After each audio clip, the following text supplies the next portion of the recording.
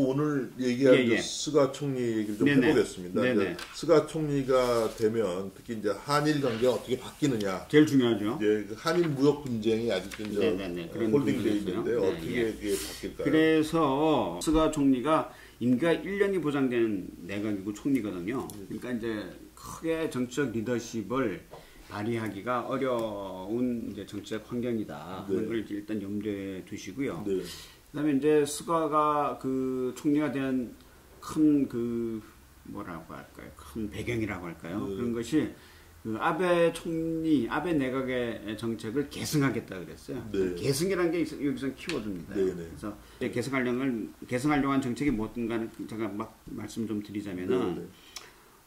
아베노믹스겠죠 아무래도. 네. 아베노믹스에 대한 평가가 이제 그 뭐 호불호를 성공했다고 하는 사람도 있고 아베노믹스가 실패했다고 하는 사람이 있는데 뭐 세계의 화살 아닙니까요? 네. 재정 정책, 통화 정책, 네. 이제 규제 철폐 이런 건데 성장 정책입니다만 규제 철폐. 근데 그걸 이제 개선하겠다고 하는 게 표시가 재정 정책이라고 하는 게 이제 재무성이 하지 않겠습니까? 그러니까 네. 재무상이라고 합니까? 재무 대신. 네. 이제 아소를 계속 하고 있죠. 네. 그러니까 이게 그 아베노믹스의 재정 정책의 상징적인 인물이거든요. 네. 아소 따로가. 그다음에 통화 정책은 일본 은행을 통해서 이제 펼치는데 구로다라고 하는 사람이 있습니다. 네. 구로다. 근데 구로다 총재를 위임시켰어요. 네. 그 일본의 좀 통화 정책이라고 하는 거는 이자율을 낮추고 인플레이션 레이트를 목표치를 두고 그다음에 통화를 막 푸는 거거든요. 네. 구로다 일본 은행 총재를 통해서 이제 통화 정책은 계속 유지한다는 이야기겠죠. 하나의 심볼입니다. 제가 알고 싶은 거는 네. 이제 아베가 이제 물러났지 않습니까? 예, 예. 더 할 수도 있을 거라고 예상한 사람도 있었는데 그것이 예. 이제 지금 우리가 얘기하는 아베노믹스 경제적인 실패가 큰지 예. 아니면 코로나19 올림픽 실패, 건강 이런 거. 그러니까 제 얘기는 이제 경제적인 문제로 물러난 것인지 아닌지. 말하자면 아베 총리가 물러난 게 큰 사건이거든요. 일본에서는 그렇죠. 큰 사건인데 그 한 사건을 뭐 때문에 네. 뭐 하나 때문에 했는데 이제 말하자면 아베노믹스라고 하는 게 이제 경제 정책인데 네, 네. 경제 정책의 결과를 평가하는데 일본 내에서도 네. 성공했다고 하는 사람도 있고 네. 실패했다고 하는 사람들도 있어요. 그러니까 네. 성공했다고 하는 사람들이 주장하는 거는 네. 우선 일본의 평균 주가 네. 지수가 이제 2012년 12월에 아베가 처음 이제 했죠. 2차 내각입니다만 2006년서부터 7년입니까? 하여튼 1년 그 전에 했고요. 2000년서부터 7년이니까. 네, 그게 이제 니케이 평균 지수가 3배가 됐어요. 그러니까는 뭐 9천 이런 건데 지금 28,000. 네. 평균이 네. 28,000이거든요. 그다음에 실업률, 고용이 실질적인 완전 고용이다. 거의 뭐 허상이다. 뭐 일본 경제가 지금 사람들이. 일손 부족이에요. 네. 그러니까 일본 말로 히도테 후소쿠라 그러는데 네. 일손 부족이에요. 그러니까 네. 일손 부족이니까 뭐 우리나라처럼 외국인 노동자들 네. 또 한국의 대학생들도 많이 네. 취직을 네.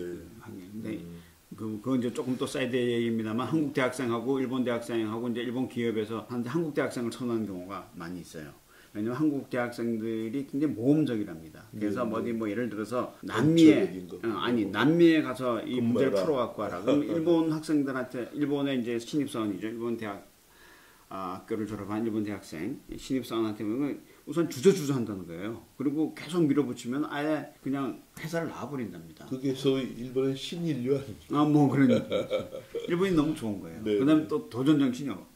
그런데 네. 한국 학생을 이제 새로 취업이 돼서 취직시켜서 가라 그러면 네 하고서는 네. 가서 한다는 거예요. 네. 그러니까 굉장히 진취적이고 네. 모험적이라는 거죠. 네. 그리고 굉장히 높게 사고 있죠. 네. 지금 뭐 일본 이제 학생들 보면은 미국의 유학생도 지금 제일 많은 게 인도, 중국. 네. 그다음에 세 번째쯤이 한국 학생이에요. 그렇습니다. 절대수로. 그다음에 그래서 일본은 지금 인구가 1억 2천 명이고 우리는 지금 5천만 정도 아니겠습니까? 네. 1억 2천만 명이고. 근데 이제 학생 수도 그렇게 단순하게 비교를 하면 우리보다 뭐 한 2.5배가 많아야 되는데 절대수로 우리보다 한 2분의 1 정도예요. 네? 그러니까 그 정도로 그게 아닌 거죠. 그래서 하여튼 그런데 이제 그건 그렇고요.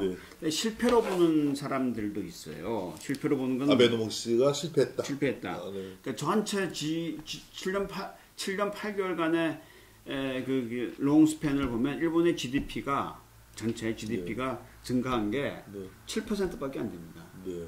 전체 네. 그 금액이 네. 베이스로. 그러니까 7%밖에 안 되니까 1년에 1% 이하로 성장을 한 거죠. 네. 거기에다가 그러니까 개인당 소득도 늘어난 게 없어요. 별로.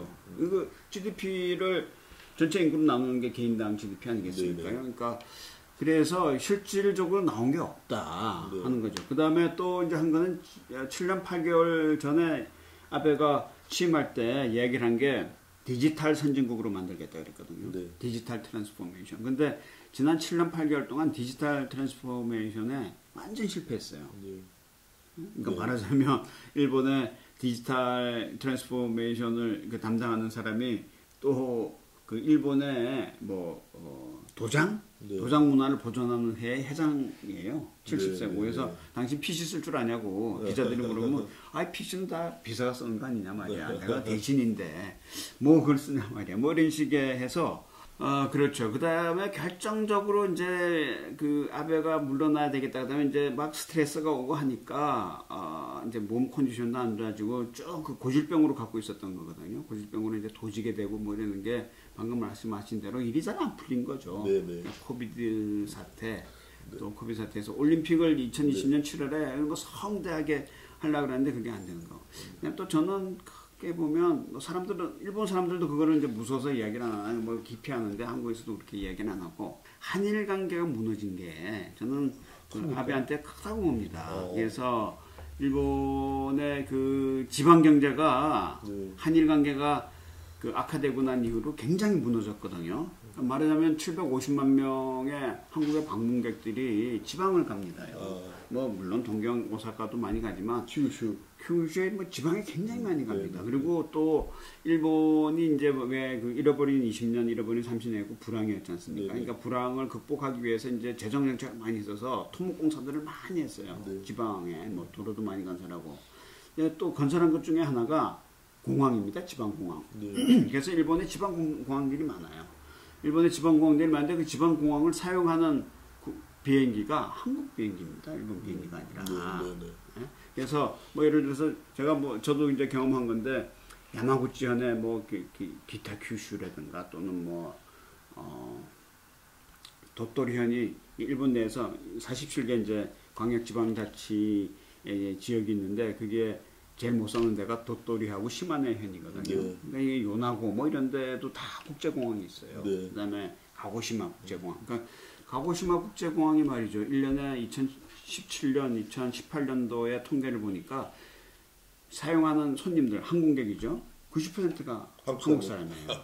요나고는 더 심합니다. 요나고는 95%예요.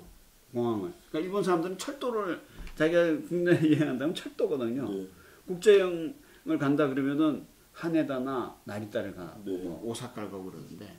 그러니까 이게 그래서 그 일본의 지방 경제가 그 한일 관계가 악화되는 바람에 저는 굉장히 타격을 입었다고 봅니다. 그뿐만이 아닙니다만 그다음에 이제 그 사실 이제 증용공 문제 나중에 제가 본격적으로 이야기를 하겠습니다만 증용공 문제 같은 게 이제 금액으로 따지면은 100억이 안 되거든요.